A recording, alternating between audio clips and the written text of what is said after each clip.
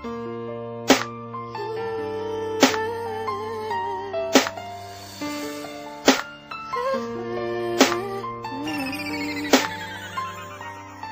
umpisa akala ko malinaw na ang lahat. Ang relasyon na buo ay hindi pala sapat para tayo ay magmahalan nang walang hangganan. Madalaman kung bigla ang aangot sa katapusan ng ating pinaghirapan na pinagsamahan. Di ko akalain mauuwi sa hiwalayan. Di bitawan ng kamay at ako ay talikuran sa isang sulok. Nag-iisip pa ng lubusan ako ba ay nagkulang sa inalay kong pag-ibig. Humawak sa salamin sa aking sarili ay tumitig habang mga pusay unti-unting nababasa sa mga lumang pinatak. Parang ayaw bumaba, ibinaba ang mga tuhod, dahan-dahang lumuhod. Sakit kakaiyak ay hindi ako napagod. Bakit umabot ang lahat sa puntong ganito? Kung kailan tumagal tsaka naman lumayo. Miss you, just like the air that I breathe.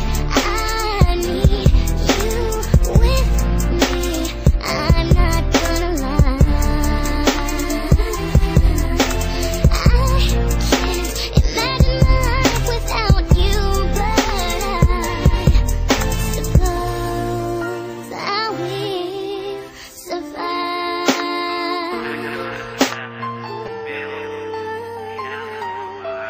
Di ko inaakala na magkakaganito. Ang iwanan mo ako ay hindi ko ginusto. Dinais ko magparaya dahil sa mahal kita.